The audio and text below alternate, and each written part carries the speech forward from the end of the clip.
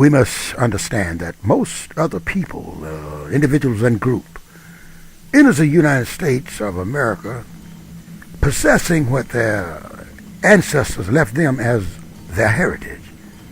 Everything their ancestors accumulated and used to make their lives better was passed down to them as their cultural and material heritage. So most of they came with the resources they inherited from their ancestors and now use it to better their personal and their group's lives. On the other hand, we as a people came mostly empty-handed because that which our ancestors could have used to make their lives better was stolen from them, and consequently the improvements in their lives were minimal and was controlled by the masters. Mostly we inherited from our ancestors negativity that kept them in their captivity and depended on their masters. We inherited the negative slave culture as our legacy from our ancestors who suffered and developed that negativity over 500 years in chattel slavery.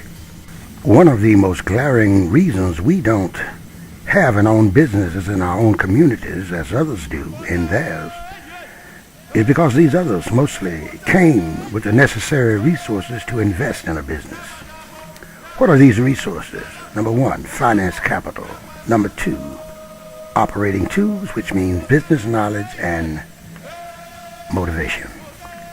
Others usually arrive in this land with business knowledge gained from experiences developed in their native land, whose government and all the societal infrastructures were put in place and managed by them. One illustration, our Latino brothers and sisters, when they arrive, they come with various experiences in constructing and maintaining a government and infrastructures because they had been doing it continuously since they became an organized nation. They also came with enough capital to invest in businesses and other enterprises to increase their wealth that has accrued from their past and added onto by each generation of their ancestors. They came prepared and ready. Any sound-thinking person must admit that the masters controlled the slaves' labor. It was the master who exploited their labor for his profits. Because of this deprivation, the loss of our ancestors' natural God-given wealth, which is labor, we've entered into the world of the millennium without the fruits of that inheritance. The slave masters' children and institutions have inherited our wealth. The United States government and Europe owe the descendants of the slaves their inheritance, plus accumulated interest for their stolen labor.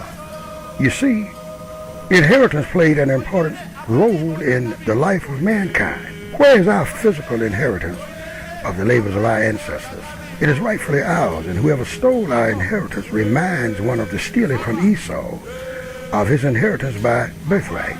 We have an inheritance that was stolen when we must use our God-given right and demand the return of our stolen inheritance by those who stole it, provided for its theft, or have been given privileged use for it nearly 400 years. White man, white woman, we want our inheritance. Give it up, or we shall take it back.